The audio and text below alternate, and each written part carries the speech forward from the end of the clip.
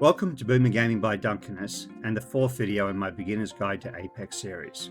This video is probably one many of you have been waiting for, as I'll be discussing aiming and how best to improve your aim through practice. While the earlier videos focused on the importance of not taking damage, it's still important to be able to return fire and apply damage yourself. Before I get into this video, don't forget to press the like button if you enjoy this video and subscribe if you want to be notified when I post additional videos. I'd also love to chat with you about this and other topics on Twitch, where I stream every day from 7 PM Pacific. With that out of the way, let's get on to the video.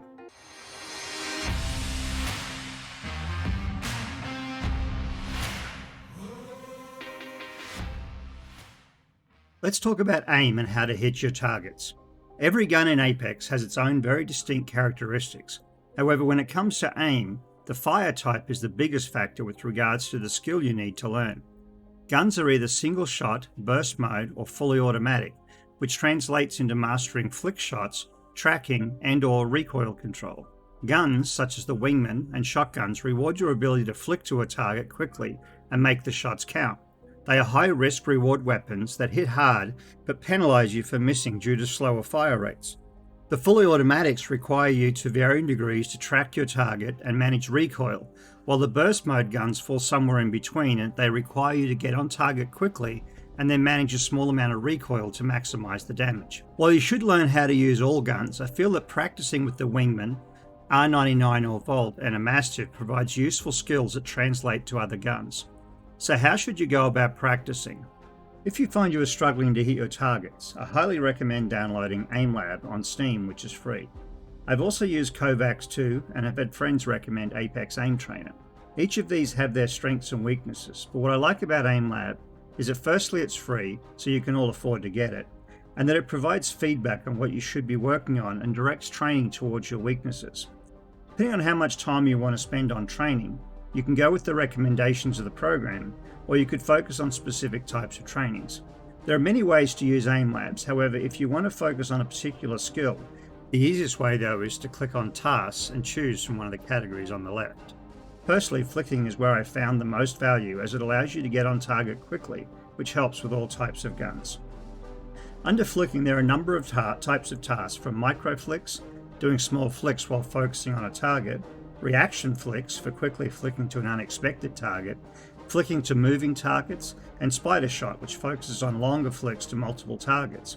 You can also further qualify the type of task by focusing on precision or speed. Precision will make targets smaller as you get better, and speed will give you less time to react as you improve. Let's take a quick look at micro shot. As you can see, before you start a task, it will give you a short video showing how this task works. You can then click to enter, and then click again to start the countdown. You will then do a routine for a set amount of time.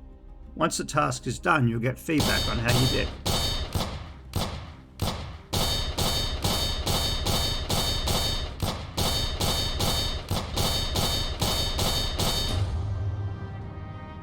As you can see here, it gives you a basic indication of how you went with regards to kills, accuracy, time to kill, things like that. If we click on Insight, so this is where it gets interesting. It will tell us what our strengths are. So it was saying that I was very precise with my aim, and compared to the rest of the population, I was able to make my flicks very accurately. But regardless of that, on the other side, with weaknesses, it's saying that regardless of how frequently you miss a target, when you do miss, you tend to undershoot. This means you are falling short of the targets you're trying to hit. You can try raising your sensitivity or adjust with continued practice. So this can be a good way to get a sense of whether you've got your sensitivity set right. The only thing I would say is to be careful not to just keep randomly changing your sensitivity in response to this, but sort of try working on it first. And if you find you're just still consistently undershooting, then maybe increase your sensitivity a little bit. And if you're continuously overshooting, then maybe drop it down a little bit. And it's also indicating that I have a slight left side weakness. Now that's not something that you just go and change, but what the program will do is next time we do this routine, it will tend to give us a few more on the left hand side to try and get us more practice in that particular area. We can also look at more detailed things of exactly where I was hitting. So you can see here down and to the left I was a little bit less accurate, and things like that. So this can be some really useful indications as you go through this information. There's a lot of stuff to explore here. I would initially recommend using the flick and micro flick training types, The advantage of aim labs, as I said before, is that as you progress through the sessions, it will increase the difficulty by either giving you less time to hit targets or by making the targets smaller to try and keep you just on the edge of being uncomfortable. It will then give you feedback on where you're weak. So by doing this training, over time, you'll increase the consistency of your shot if you do this 10 to 15 minutes a day. I would suggest focusing on accuracy first and then working on speed once your accuracy is high. Another important thing to note here is to make sure that when you first set up the game that you choose the correct game. So make sure that you pick Apex Legends as your game when you first start it up. And this will allow you then to set the sensitivity in the same way that it is inside of Apex Legends. This is very important. As you start to feel that your shots are reasonably on point, you can use the firing range to warm up before each day's session. You only need to do about 10 minutes and you'll see a great improvement in your play for that particular day. So I'm going to talk about some of the drills that I do on a regular basis. There are videos out there with other drills that you can try, but these are my favorites. The first of these is with the wingman. I pick up a purple mag purely to allow more shots with each pass, and maybe a HCOG if you don't like the iron sights. In most of these drills I avoid picking up hop-ups as you want to be able to use the guns off the drop, and they just get easier to use if you find more hop-ups. So, with the wingman I aim at the head of this right target, then back to the dummy, head of the target, dummy again, head of the target, dummy, head of the target, and then finally back to the dummy. Start out slow and favour accuracy. As you start to feel more comfortable with the wingman, see if you can kill the dummy before the first target pops back up. This adds a little time pressure which will help you in fights. So for this next drill, I used to pick up an R99, but now that it's a care package weapon, I tend to focus more on doing this with the Volt. The idea is to pick up enough ammo to have a full clip with this. So in between respawns, I just take a few shots to get a feel for the gun. And once I have a full set of ammo, then I head up here to one of these little ledges, get a little bit of distance between me and the targets. So I generally find a spot up here near one of these little platforms and aim at one of these two moving targets with no attachments on the Volt.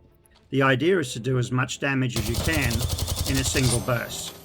Now the max damage you can do without a mag on a Volt is 304 damage. So anything close to above 250 means you're doing pretty well. So you can do this routine with any of the guns that are available, and the more you practice with a particular gun, the more instinctive it will become to handle the recoil on that particular gun. I do find that the SMGs without any attachments though are the best way to get a feel for recoil control in general. So I will generally do this by picking up as much ammo as I can in a single pack and then do this until I run out of ammo. And of course the target on the right is a little further away, so that'll make it a little bit more difficult to hit those high numbers. So a good way to practice with that. So I generally practice on the two front targets, but if you find your recoil control is getting exceptionally good, you can always increase the difficulty by aiming for some of these back targets. I will warn that it's much harder to do with an SMG at that kind of range. Before I go into this last routine, it's important to talk about the differences between the guns with regards to aiming down sight, ADSing, and hip firing the guns. Many of the guns in Apex are extremely accurate at close range without aiming down sight. Most of the SMG, assault rifles and shotguns fall into the accurate range, and in general the snipers and LMG less so. In general, the higher the damage per bullet, the more likely the gun will spray somewhat when hip fired. I'll talk more about the specific behaviours of each gun in the next video when I talk about gun selection. However, since this next routine involves using the Mastiff, I need to briefly discuss its aim behaviour. The Mastiff sends out a horizontal line of bullets, with the central 4 bullets closer together and the remaining 4 bullets further away from the centre. When you ADS though, the spread is significantly tightened and allows a lot more bullets to hit your target. For this reason, when shooting the Mastiff, you want a quick scope as you fire. If I simply hold down the ADS button, you will notice that my strafe movement is slowed down somewhat, making you an easier target. By quickly pressing the ADS just before you're about to fire, you will get a much higher damage shot without losing much in movement speed.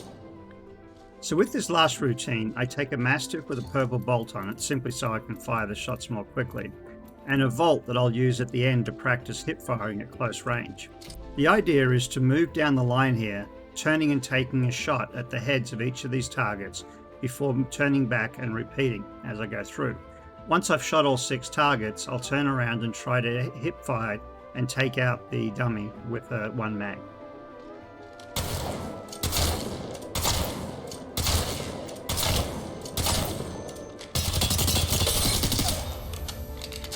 I then repeat the routine coming from the opposite direction, which allows me to then practice flicking to the left instead of to the right.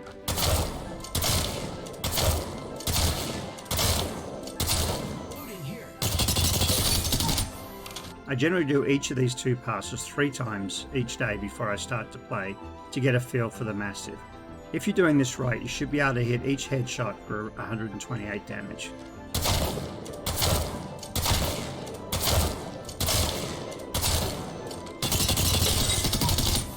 The final thing that you can do is to go and turn on the dummies so that they start shooting back at you, which allows you to practice a little bit closer to a game-like conditions. The easiest way to turn on the dummies is to switch to Loba and then aim just above this little platform here with her tactical, which will pop you onto that platform. You then need to drop all of your guns, you can't have any guns in your hands, crouch and make sure you're in toggle crouch, not push to crouch, otherwise when you switch legends you'll pop back up and this won't work. Look straight down as far as you can, down towards the ground, and then switch to any other legend. You'll hear that sound of like a mechanical clunk, and at that point the dummies will be turned on. Now while you're up there, don't switch back to another legend or you'll deactivate the dummies. So to deactivate them, you go through that same routine again. So now at this point the dummies are turned on, they're running around looking for you and will start to shoot back. So you'll have to look to quickly get into place to grab a gun so that you can shoot back at them. So I'm going to slip in here and try and grab myself a Mastiff. And now the 3 dummies will be running around. So we have a couple over there. Looks like I might have a chance to get a vault. Also make sure you grab some armor, otherwise you're going to be pretty easy prey to these guys.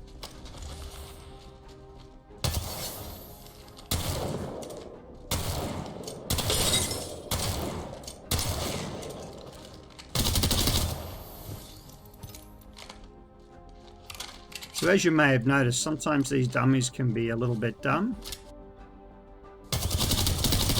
Once the 3 dummies are killed, you'll have about 5 to 10 seconds before they respawn again. So you want to make sure you grab a fresh shield at a minimum so that you're not killed before you get into it. So now that they've popped back up, you'll see they're getting a little bit more aggressive on trying to find them. And the important thing here is this is a great routine to use when you're solo, as even though the dummies are not the toughest to fight against, when the 3 of them are going at you at once, they can actually do a good chunk of damage. They don't move very well, but they are pretty accurate when they start targeting you. And we grab a fresh gun. Now this is a good opportunity to start picking up some of your favorite guns and to practice things like hip firing at close range.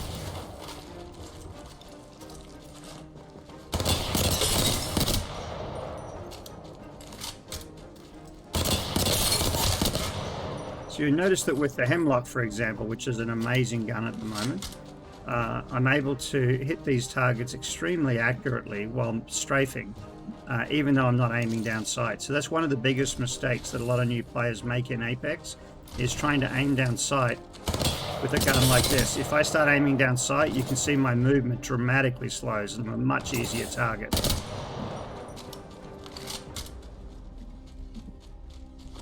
Let's take one more pass at these guys with the Hemlock. So he's a little further off, so I took aim down sight there. But even at this kind of range, I can still get some pretty good damage on this guy while making myself very hard to hit.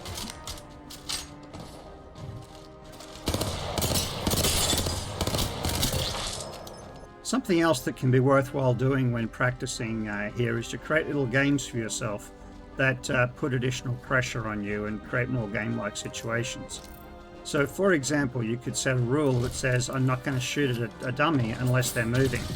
So basically try and avoid taking damage, and when you see one of them move, then take shots at them. This will make it much more challenging.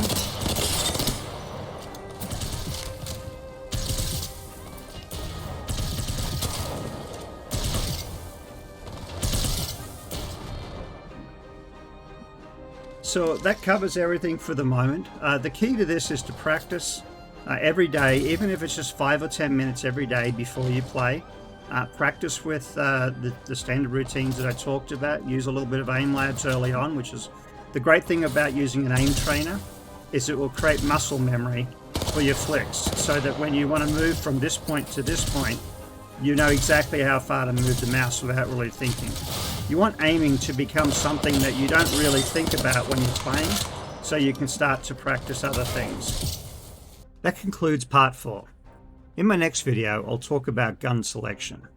If you enjoyed this video, don't forget to hit the like button and subscribe to be notified when I post new videos. I'd love to hear your thoughts in the comments below, or come by my Twitch channel where I stream every night from about 7 PM as Duncanus. As always, happy gaming.